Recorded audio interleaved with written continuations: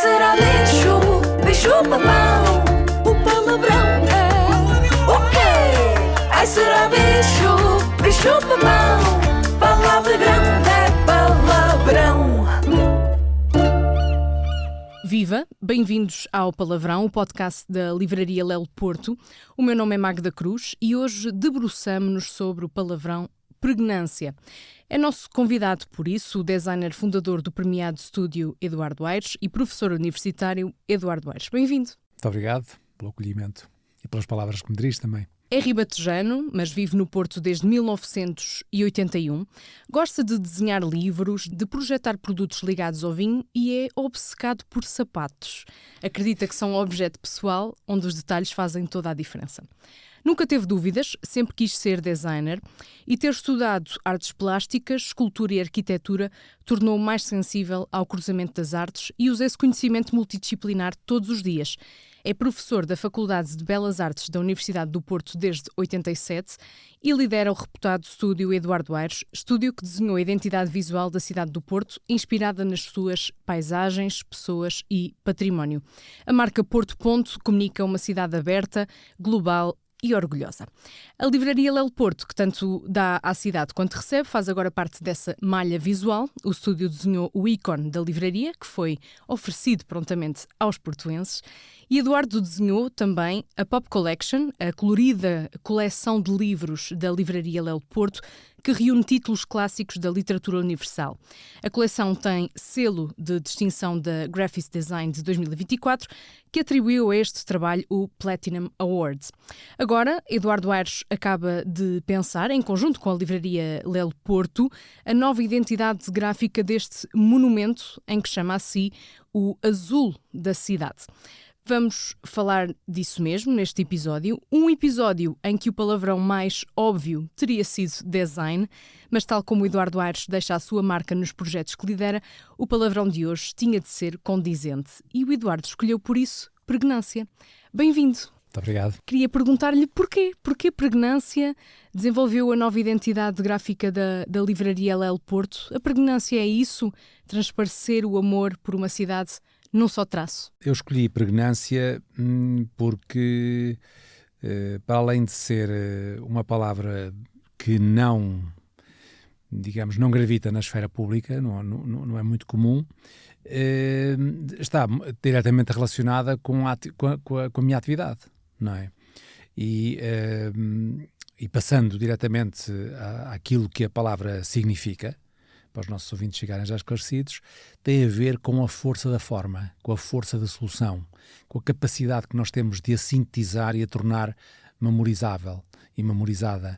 Isso é um palavrão, se quisermos assim dizer, que está presente no meu dia-a-dia, não é? Que está presente na atividade dos designers. Eu entendo que a nossa atividade deve ser guiada tendo esse palavrão. Quase como uma máxima, não é? Não é máxima. A pregnância também está ligada muito à capacidade como entendemos as formas e sob o ponto de vista cognitivo. Eu não sou um especialista nessa área da ciência, portanto, definitivamente. Agora, interesso-me por estas questões e correlaciono-as com o design. E nós, os designers, trabalhamos sempre em função dessa mesma performance. É tentar sintetizar, não é? Aquilo que nós vamos vendo ao nosso redor, que está de acordo também com um briefing, que geralmente é o dono de obra que o desenha, e a ideia é criar uma solução que as pessoas consigam perceber que é, naquela solução, em si mesmo, muito sintetizada, um conjunto de valores e, ao mesmo tempo, ligá-la ao próprio território, não é?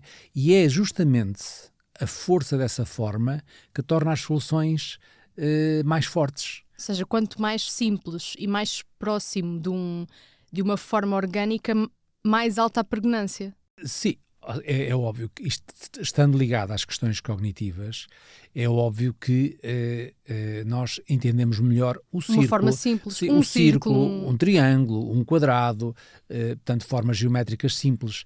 Mas a pregnância é bastante mais complexa do que isto. Nós somos, os designers, somos treinados, e eu como professor, portanto, contribuo para isso, somos treinados a sintetizar, através de uma linguagem visual, através da manipulação das formas, quer do ponto de vista da forma, do texto, da imagem, no sentido de obter a melhor forma final, a melhor síntese possível. E é impossível nós representarmos numa solução todas as respostas. Exatamente. Portanto, porque, por exemplo, e para quem nos ouve, que acho que é muito interessante perceber este fenómeno, quando olhamos para o logotipo, para a logomarca Pirelli, nós vemos o P esticado, que as pessoas, se estão a ouvir, vejam, portanto, façam uma pequena busca, logotipo Pirelli, e vão perceber claramente que há uma correlação entre o P esticado e a atividade da própria empresa. A velocidade, o movimento. O movimento, a borracha, Pirelli, a borracha é pneus, portanto, há um esticar. A própria palavra também sai como um tiro, não é? Pirelli. Sim, mas isso, pronto, já nos leva para outras áreas. De qualquer das formas, há uma correlação muito forte entre a solução e aquilo que a atividade que a empresa tem, ou seja, a atividade que a empresa tem.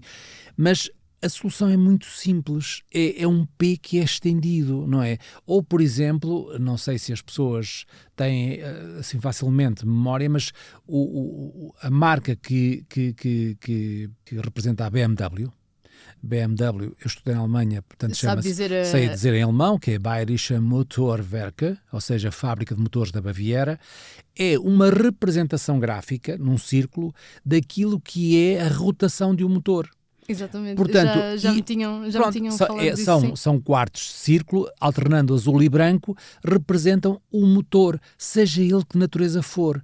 O motor de um automóvel, de um avião, de um barco, etc. Já começa a ficar óbvio nesta conversa, e acho que ao longo da conversa vamos isso é pregnância. Que... Rapidamente nós conseguimos reter essa imagem, conseguimos memorizar e, no entanto, é relativamente simples de entender. Mas isto é óbvio que é capaz de ocultar todo um imenso trabalho que teve, digamos, em bastidor para se chegar àquela solução. Era isso que eu estava a comentar, ou seja, já fica claro, e ao longo da conversa vai ficando ainda mais, que o trabalho do designer, e eu sei que resolve muitas coisas, muitos projetos, pelo desenho. Sempre pelo desenho. Mas há muito trabalho de pensamento. Claro que seria ousado dizer que o designer pensa tanto como um filósofo, mas o produto final, o design final, tem uma narrativa, uma história e um porquê. Claro. E o Eduardo dizia, a palavra pregnância não é uma palavra de bolso, não é? Não está no nosso vocabulário útil, vulgar do dia-a-dia. Mas numa pequena ida ao dicionário percebemos a raiz etimológica dela e a ligação também com o estar grávido, ou seja, deixar marca. Deixar marca, sim. O bom design é aquele que deixa marca nas pessoas. Exatamente. Deixa marca, mas uma marca também consubstanciada, ou seja, uma marca que tem a ver com o território, com geografia, com sociologia. O território pode ser muito estratificado. Tem que estar definitivamente ligado a esses fatores. O bom design tem a ver com isso, com essa resposta. Obviamente que quando falo de pregnância tem a ver com esta objetividade do desenho, da forma, que ela seja uma forma memorizável, não é? Ou seja, rapidamente memorizada. Quando me dizem que o desenho é muito simples, e podia ser feito de uma criança, eu digo fantástico. É sinal de que o universo de atingimento dessas formas é global. É de tal forma identificável que, Sim, é que global. todas as classes etárias o reconhecem. E não só etárias, quer dizer, de diferenças até proveniências, a sua literacia, visual, etc. Isso é que eu acho que é Que é de louvar. e está muito associado àquilo que é o bom design. O bom design, eu não gosto de adjetivar nessa, eu diria que é um design sólido, robusto, que responde às questões do programa de encomenda, não é? Como é que se aponta um design sólido? Quais é que são as pistas que o levam a dizer Um design sólido, e passa muito, eu tento sempre passar esta ideia, respondendo objetivamente à questão, o trabalho de design deve ser entregue a designers.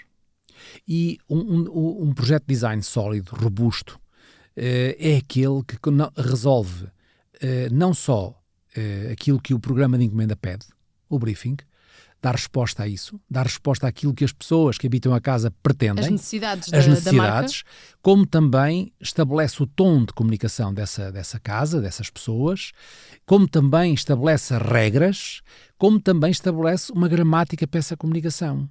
Significa que, e o caso do Porto Ponto é exatamente isso, ele foi desenhado em 2014 e estamos em 2026 e ainda continuamos. Mais do que isso. Estamos ainda em 2026 e sejam quais forem os desafios que nos forem colocados, eu e os designers que dominam o seu manual de normas, aqueles que interagem com os projetos, sabem responder dentro do próprio projeto.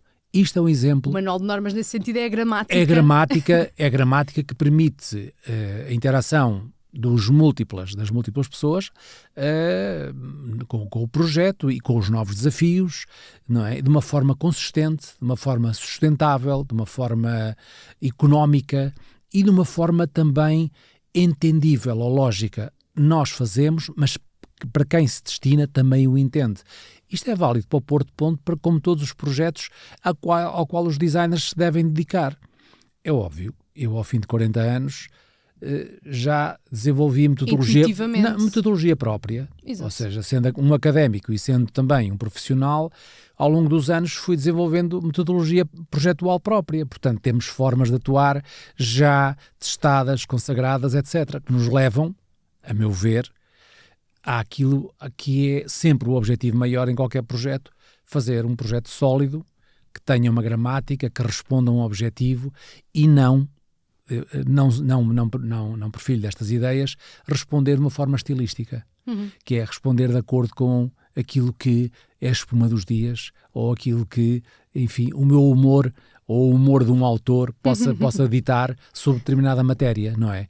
Não aprecio, digamos, as soluções floreadas, estilísticas, sem grande sustentação, que não estejam ligadas ao território. Sou bastante crítica em relação a isso. Tem que ter raízes. Tem que ter raízes profundas, sim. E com uma pregnância muito forte. Aí está. Está mais do que justificado o palavrão, e deixe-me dizer-lhe que muito me orgulha dizer que a identidade visual do Palavrão, do podcast Palavrão que conduzo, é assinado pelo estúdio Eduardo Aires, e eu sinto tudo o que acabou de enumerar, sinto isso, ou seja, e agora acabamos por afinar ainda mais aqui a agulha, mas um logótipo de um podcast é uma coisa muito específica, porque é um ícone muito pequenino, reduzido na tela de um telemóvel.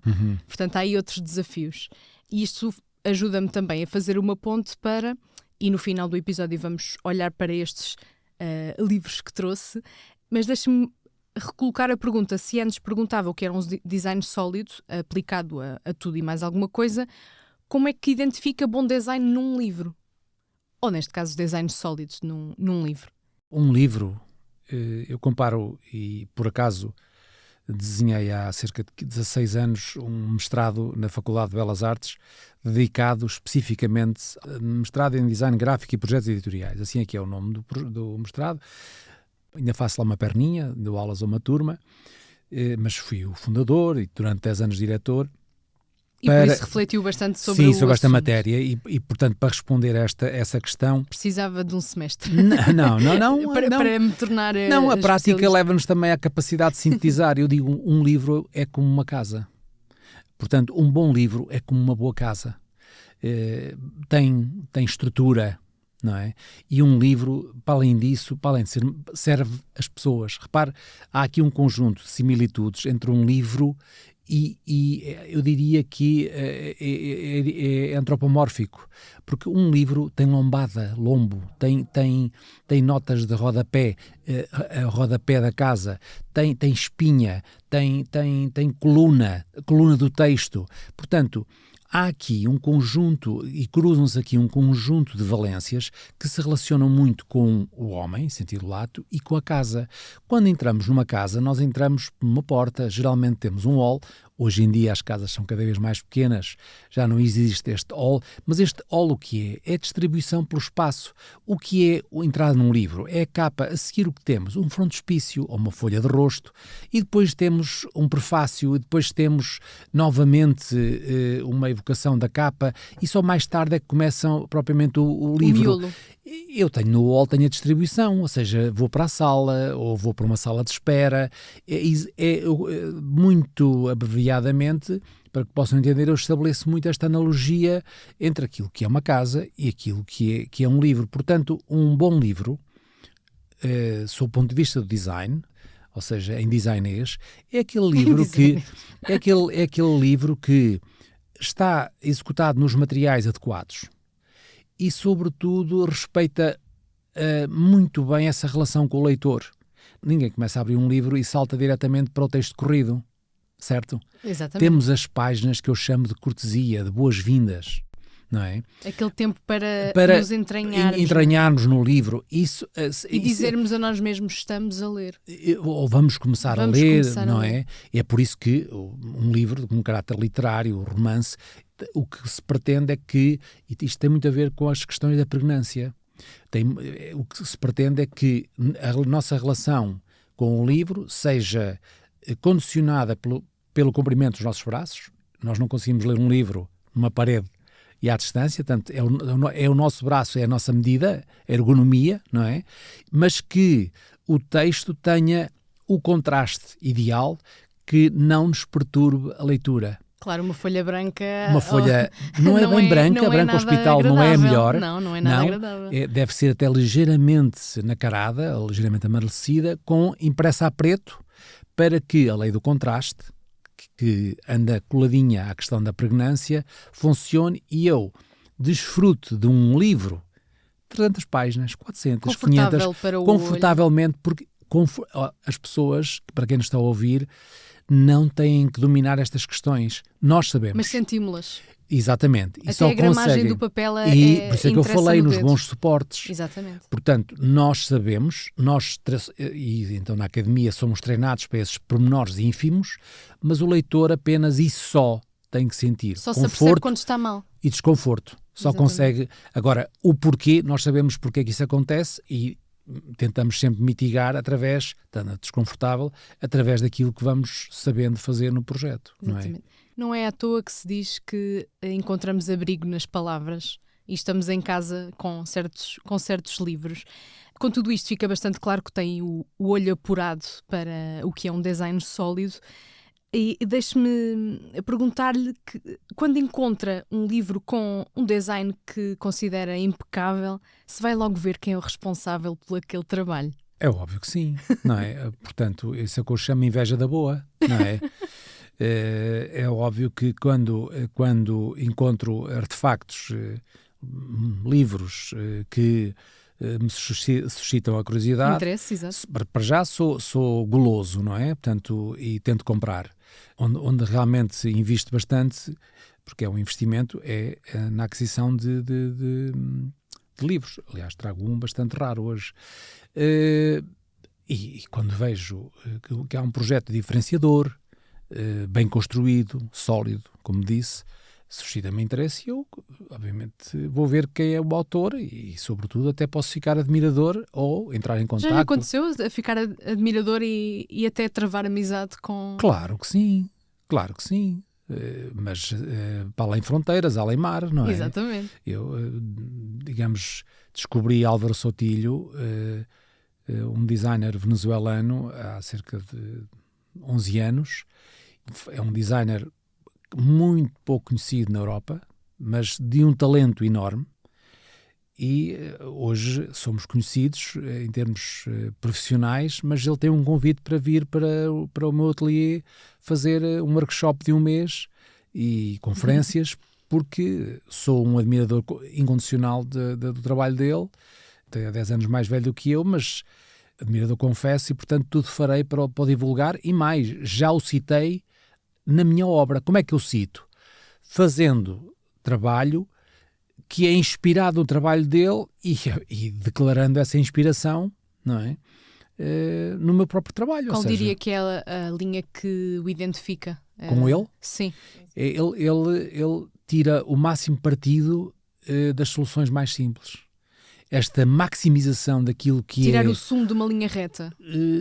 Sim, para que as pessoas... Ele trabalha efetivamente no limiar, nos limites daquilo que é a técnica, mas através de soluções muito simples. E quando isso acontece, é o fascínio.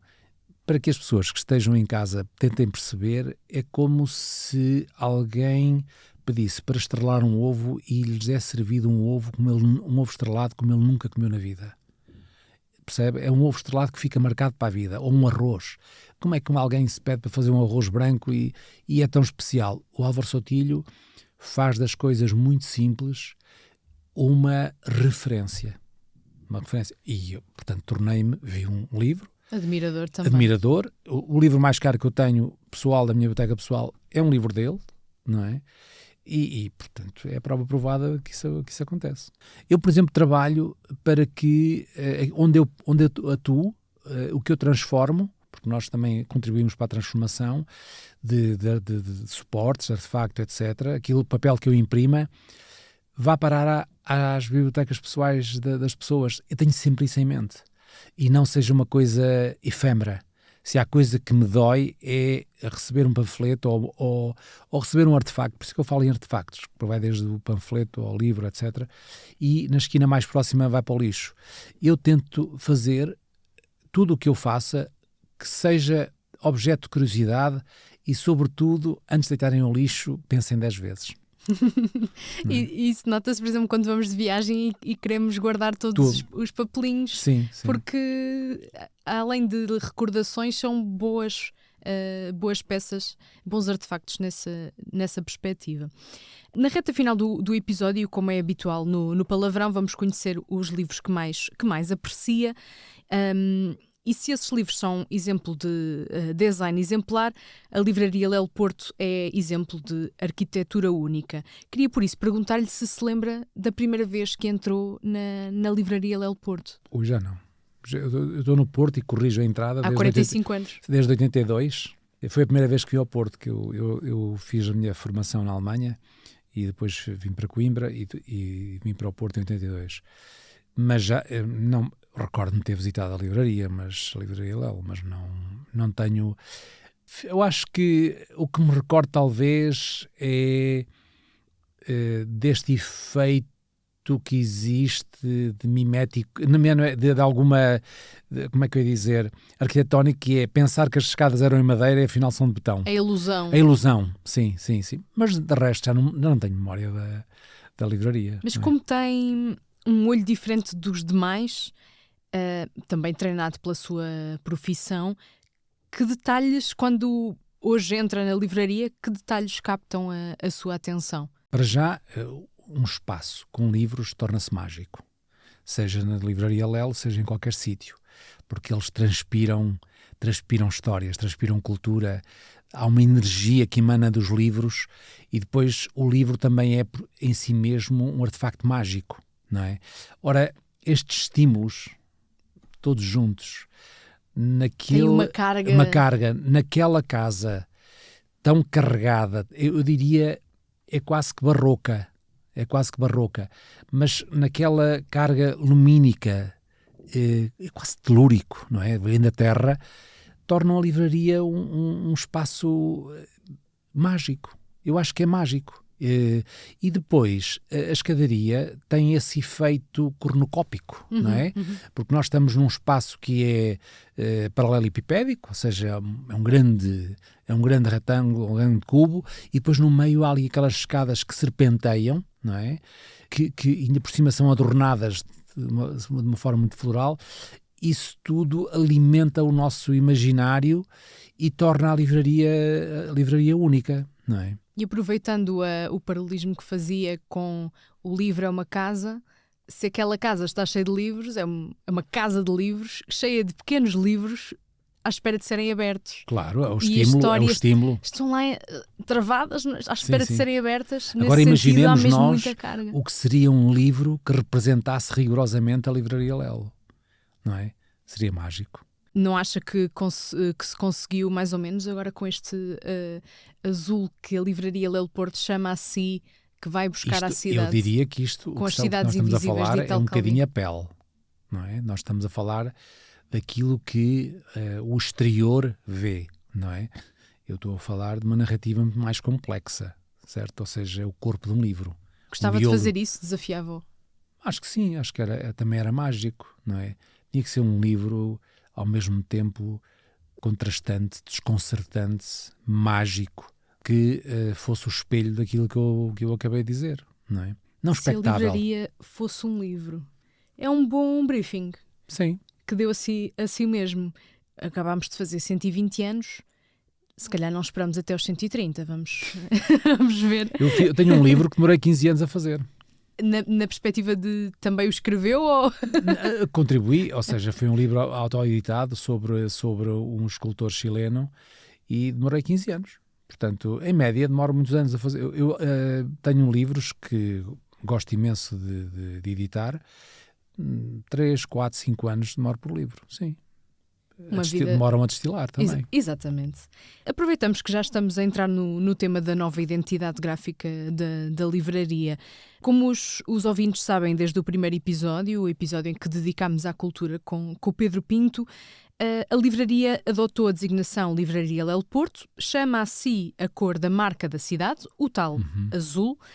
Como é que diria que a identidade gráfica da livraria se desdobra? Qual é que é o raciocínio por trás desta nova identidade gráfica? Ela desdobra-se depois na forma como comunica, não é? Ou seja, da forma mais prosaica será através logo dos sacos que transportam os livros, não é? Que andam pela cidade, pela não é? cidade. E depois, lá está. E não só pela cidade. Eu vou suportar-me naquilo que disse, que é, sendo um projeto de design sólido, vamos responder aos próximos desafios, que já estamos a responder, não é? Que virão à esfera pública muito em breve, de uma forma que será de acordo com aquilo que foi pensado a quando as decisões de acrescentar Porto à Livraria Lelo, de adotar a cor que nós escolhemos para a Porto Ponto para a Livraria Lelo.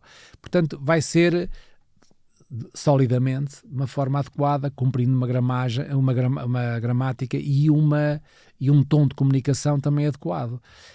Acho que não vale a pena estar aqui a revelar muitas coisas, mas à medida que o tempo vai passando, as pessoas vão dando conta da forma como a Livraria Lelo vai interagir com eles. E gosto também muito desse fator da marca Porto Ponto ser tão orgânica e abraçar outros ícones ou outras marcas. Ou seja, aqui tanto a Livraria Lelo vai beber ao Porto como o Porto vai beber à livraria. Não, mas a questão, o Porto Ponto é um sistema de identidade visual, enfim, um palavrão também ligado uma ao malha design. visual também complexa. Portanto, é um sistema aberto. De qualquer das formas, todas as marcas são dinâmicas. Todas as marcas são dinâmicas. A própria Livraria Lelo reflete isso. Passou de Livraria Lelo para Livraria Lelo Porto, assumiu uma cor. Portanto, o Porto Ponto vai assumindo novos ícones e sejam quais forem os desafios que vão sendo colocados a todos os projetos de identidade, a todas as marcas, o designer vai ter, se o trabalho for sólido, vai ter que, dentro da natureza do próprio projeto, poder resolver em coerência com aquilo que foi pensado à raiz. Suportar essas mudanças. Sim, e quem lê vai entender. Quem lê vai entender, isto é mesmo um sucedâneo, uma continuação, não é? Uma coisa que me entusiasmou muito foi saber que o estúdio Eduardo Aires estava a desenvolver o ícone da Livraria Lelo Porto, que, como eu disse há pouco, foi oferecido à cidade e integra a malha visual da cidade do Porto. Como é que foi trabalhar aqui uma malha que já existia, integrar a livraria? Qual é? Vejo na sua cara que não foi desafio nenhum. Não, é como falarmos nós, porque não foi desafio, é óbvio. O desafio em si, lá está, 10 anos a trabalhar num processo de branding do Porto, dá-nos confiança, dá-nos capacidade para... Sim, confiança e sobretudo, capacidade também para agirmos com rapidez. O processo em si, voltamos à pregnância. Voltamos à questão da pregnância.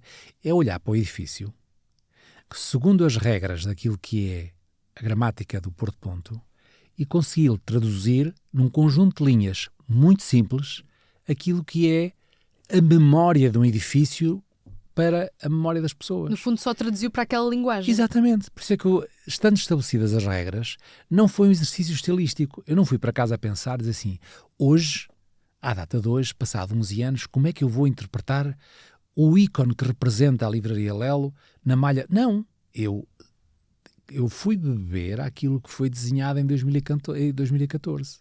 E sentou-se e sentiu-se um tradutor de formas. O designer é um intérprete do real. Isto não há dúvida nenhuma. Nós interpretamos aquilo que é a realidade e através de uma linguagem de síntese. É esta a nossa atividade. Através de quê? Da conquista da boa forma. Voltamos, quase que eu podia cortar tudo até à primeira pergunta da pregnância e vinha o que é pregnância e como é que foi traduzir a Livraria Lelo na malha da marca Porto Ponto. Ficou impecável. Não, ficam as coisas interligadas, não é? E só revela que tem uma simplicidade, atingiu uma simplicidade tal. O mais difícil é sintetizar e a esfera pública... As pessoas têm alguma dificuldade em perceber isto, em perceber esta ideia da simplificação. Associam muitas vezes simplificação a questões infantis, não se trata nada disso. E quando dizem alguma coisa a esse respeito, para mim isso funciona como um elogio. Já referi isso há bocado, ou seja, o espectro de atingimento é brutal. E também quando o dizem, não estão cientes também das perguntas ou das necessidades a que o design responde. Exatamente, não estão. Ou dos usos que uma certa marca irá ter. Não estão cientes disso tudo. Porque a atividade do design ainda é muito recente, enquanto ciência é muito, muito recente.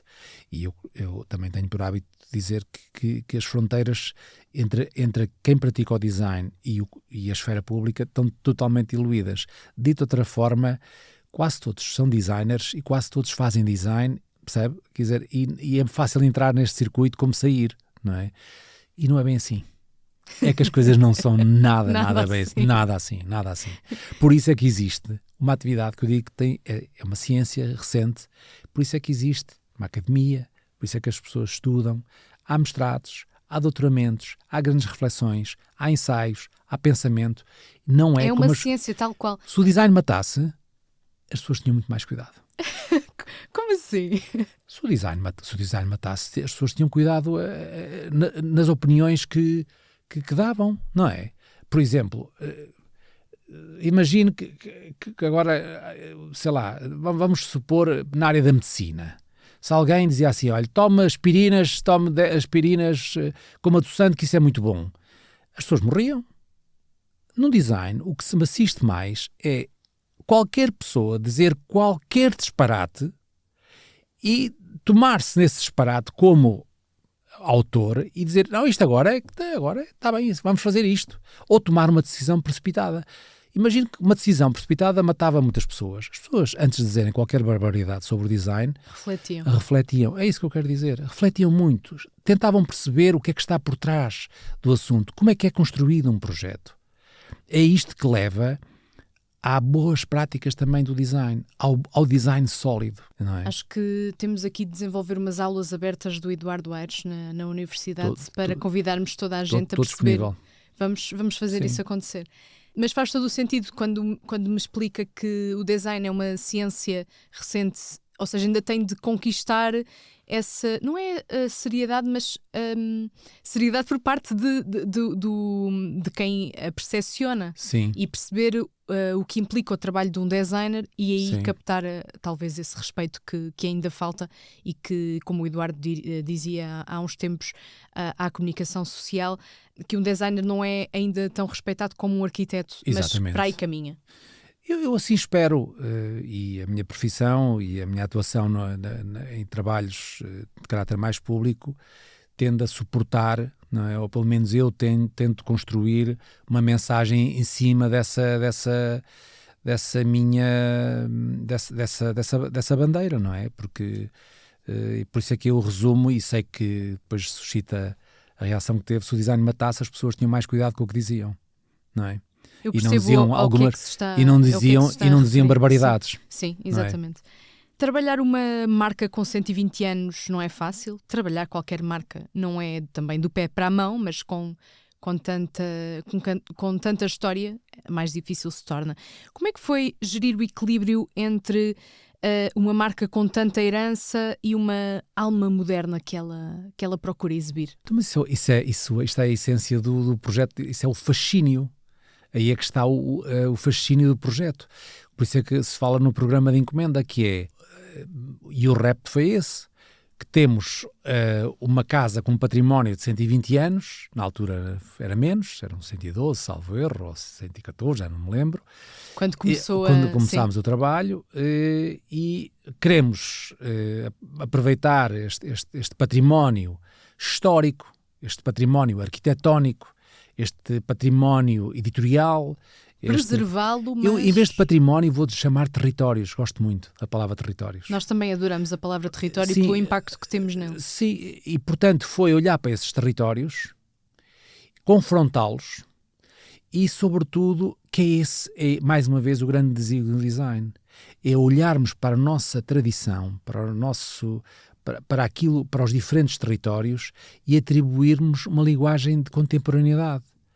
E nós olhamos para a Livraria Lelo, construímos. O projeto foi mais complexo do que esse, porque envolve um grupo económico, não é? O Grupo Leonesa, e, portanto, tivemos que responder a esse desafio maior.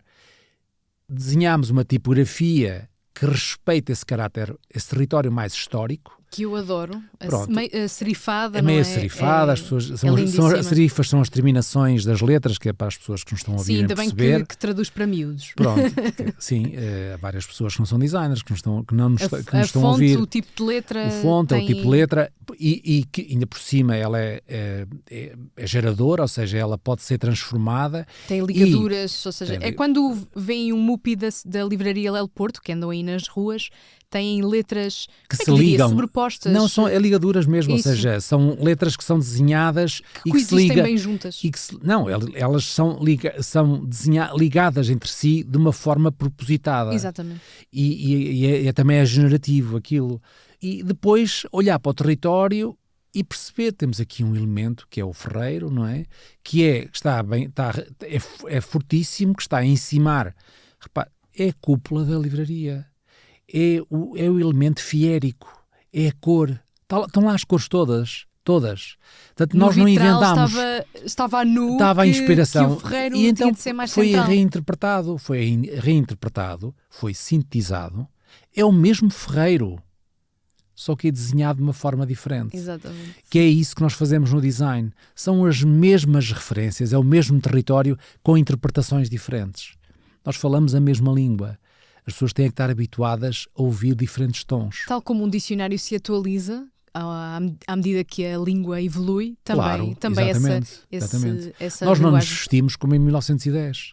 Nós vestimos de uma forma diferente. Não é? Portanto, há aqui um adequar da vestimenta, há um adequar da pele ou do que nos reveste. E na livraria foi exatamente isso que aconteceu. E isto é transversal a todos os projetos de branding que eu assumo. É lógico que ao fim de 40 anos executo já com metodologias que vou definindo, por isso é que eu disse há bocado, mistura a academia com a profissão, não é? Mas foi um exercício complexo, eu diria longo, mas extremamente estimulante. Extremamente estimulante. Acho que concordaria comigo.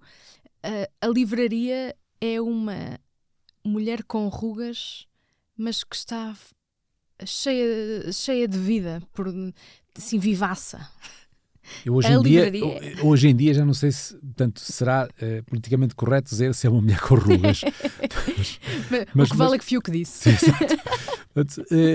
Eu diria que nós não fizemos eu acho que não houve ali digamos, uma cirurgia plástica. É mais um renascer. Eu acho que há um renascer, se é possível agora mantermos a analogia, é um renascer, não é? É o mesmo corpo, mas é renascido. Para pegar na sua mão mitológica, fez todo o sentido ir resgatar o Hefesto, o ferreiro ao vitral e até, diria, aos arquivos da livraria. Esse raciocínio fica bem explícito. Outros, diria, meios onde o ferreiro é aplicado, além no logótipo do palavrão, em que desafio as pessoas a perceber as diferenças, ou seja, essas declinações. Aqui no palavrão, o ferreiro já malhou o ferro. A mão do ferreiro já está no ferro, ao contrário dos outros. Ele assume pela primeira vez um lado mais edgy, ou seja, mais nos limites, que é entrar no campo digital e ser animado, digamos assim. Sim, que quem vê o podcast no YouTube consegue ver essa animação de o ferreiro a malhar o ferro, ou seja, a construir as armas de hoje, que são os livros. Para quem não sabe, o Hefesto fazia as armas dos deuses. Mas o ferreiro também é a figura central da emissão filatélica que já está em circulação, de resto, no país e no mundo. O Eduardo desenvolveu com a livraria e com o CTT Correios de Portugal um conjunto de selos, ou seja, este objeto de circulação lenta. Como é que foi trabalhar estas declinações do ferreiro? Porque aí também há uma certa edginess. Sim, eu gosto muito de ter relações longas com clientes, porque nos vamos, e há sinergias incríveis, depois vamos conhecendo e vamos percebendo só pelo trejeito do olhar, pela linguagem corporal, como é que os caminhos a seguir. E sempre entendi na família Pedro Pinto esta vontade de ser desafiador, de ser ousado. E está na origem do trabalho da Livraria Lelo. Nós editámos um livro, o Estúdio Eduardo Aires editou um livro sobre o processo em si mesmo, e já nesse livro, à data da origem deste processo de branding, nós preconizávamos o Hefesto nas suas versões mais transgressoras, em termos de expressão visual. Sim, não é? Exatamente. Portanto, o que é que acontece nos selos? É o primeiro suporte, e lá está, o primeiro artefacto, falando de artefactos, onde temos a oportunidade de pôr na prática aquilo que está pensado no plano, em projeto. Portanto, é uma coisa natural. Passados 4, 5 anos, está aqui aquilo que foi pensado na origem, na gênese, e, portanto, temos a oportunidade de fazer isso. Foi proposto e a família Pedro Pinto acolheu com gosto, o CTT também, e eu também. Quer dizer, foi a expressão do Hefesto nas suas múltiplas facetas, quer tipográficas, quer visuais, do seu ponto de vista cromático, etc., e que remetem para o mesmo artefacto, lá está, mas expresso de formas diferentes. É a mesma figura, expresso de formas diferentes. São os vários moods, os vários humores do Hefesto. Estamos mesmo na reta final e no palavrão faço esta pergunta a todos os convidados, que tem como objetivo explorar os livros que têm à sua cabeceira, os livros que fazem de si quem é. Não sei se tem uma ordem particular pela qual gostava de começar. Trouxe livros bastante interessantes, alguns facilmente vistos nos sítios da internet, nos sites da internet, outros se calhar um bocadinho mais raros, Sim. que é o caso deste Language of Vision de... agora vou precisar Georgie Gibbs. Exatamente. da Georgie sua- Gibbs. Um livro de 51 e com a sua raridade. Porquê é que se apaixona por este livro? Eu, primeiro que tudo, eu tentei trazer livros que, em certa medida, dessem corpo também ao palavrão. Que não fossem livros, enfim, que do âmbito mais literário, etc. Mas livros que suscitassem aos nossos ouvintes alguma curiosidade. Este Georgie Gibbs é um livro dos anos 50 e é fundamental. É fundamental porque é das primeiras pessoas no mundo que, em certa forma, e é por isso que o design é uma ciência muito recente, explica visualmente o que é que se passa sob o ponto de vista formal, ao nível visual. É ele que explica um pouco, em parte, não tudo, obviamente, as componentes ou os fatores que contribuem visualmente, estamos a falar sobre o desenho, daquilo que é a pregnância. É ele que fala sobre a tensão de formas sobre formas. É ele que fala e explica através de gráficos. É muito, muito interessante. É um livro que... Isto é a sua Bíblia? Não, está nos fundamentos. É óbvio que, por exemplo, ele fala no efeito da lei do fechamento. Nós regemos por questões cognitivas que estão presentes em todos os humanos. Portanto, são questões endógenas que estão presentes em todas as pessoas têm esta capacidade. Não é preciso ser ensinada. Os designers são muito treinados para... Se aproximar Não, desta... isto são as nossas ferramentas de composição. Mas, por exemplo, a lei do fechamento, quando nós vemos 4 pontos assim, como estão aqui, vemos logo o quadrado. E o Georgie Gibbs é o primeiro que fala sobre estas questões muito importantes sobre os campos psicológicos e analíticos das formas visuais, suportados, por exemplo, muitas vezes em obras até de pintores. Mas, por exemplo, o que é a tensão espacial? O que é o equilíbrio dinâmico? A composição, quase como um Sim, fotógrafo olha repare para a vida. coloca aqui uma balança com 2 elementos iguais. Mas ele também explica que esta balança também é igual tendo um peso maior e 2 pesos pequenos. Isto pode ser traduzido depois graficamente. Isto é da maior relevância para consubstanciar aquilo que nós fazemos. Ou seja, nós estamos conscientes, muito conscientes do que fazemos e do que operamos, não é? E usamos este conhecimento científico para a busca da melhor solução. E por isso é que este livro é muito importante. Georgie Gibbs é a primeira... Repare, estamos a falar de 50. Georgie Gibbs é... E as pessoas rapidamente vão perceber, faz parte daquele grupo de talento, de cabeças brutais que emigraram da Europa para os Estados Unidos no pós-guerra e vão para Chicago. E daí os Chicago Boys na área de economia.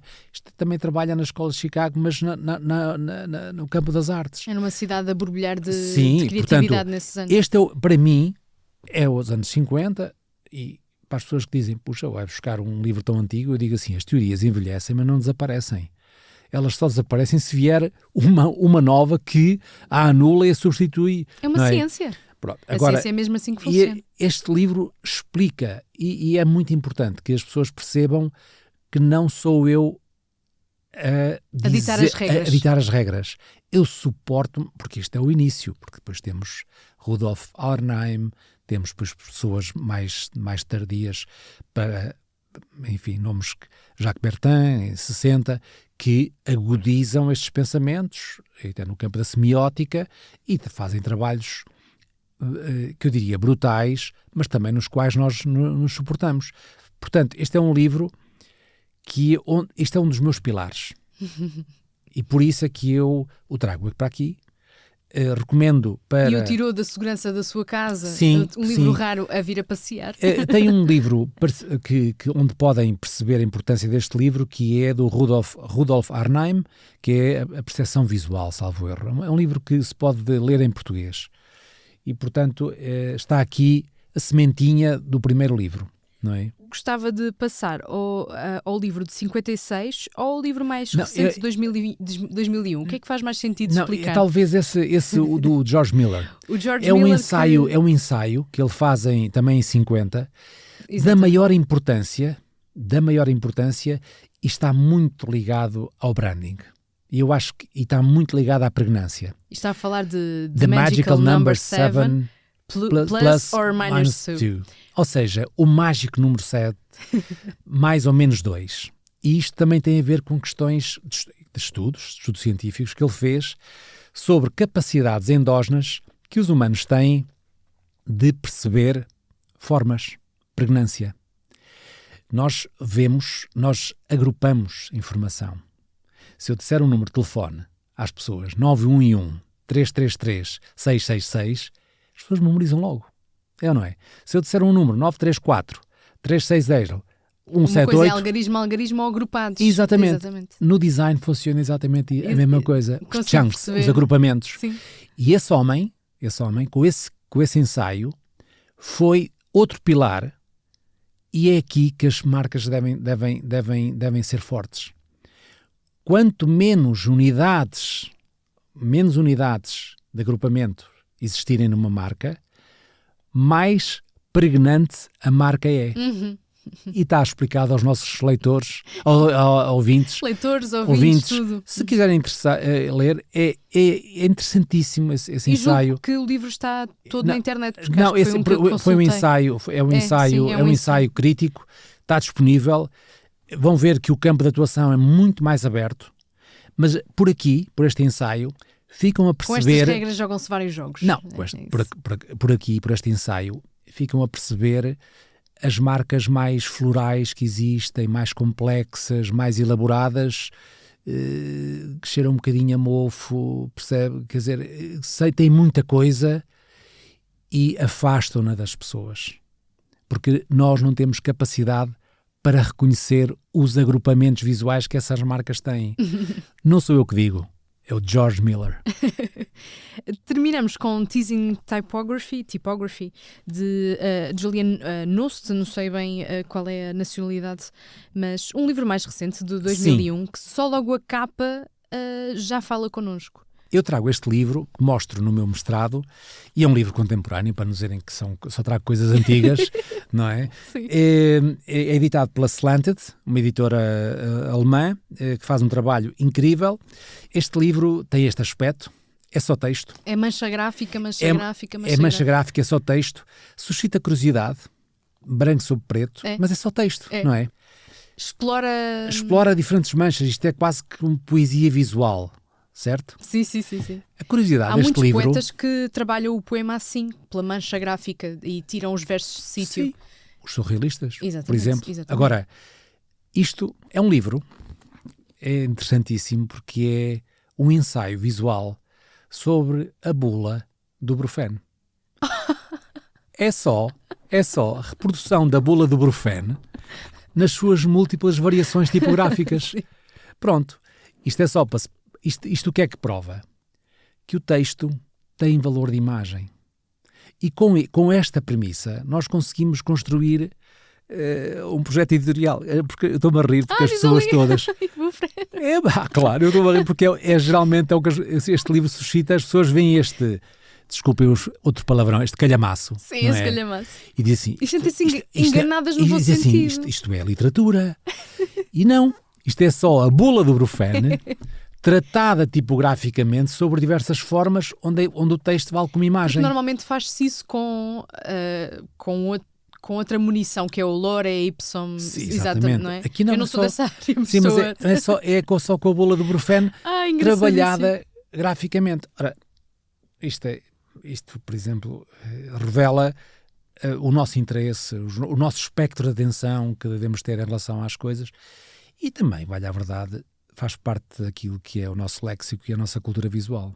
Fica recomendado para que os ouvintes explorem este livro de Teasing Typography de Julian Nost de 2021, editado pela Slanted. Normalmente terminamos os episódios aqui, mas vai-me desculpar a indelicadeza, porque já vivo no Porto há 45 anos e queria saber duas coisas.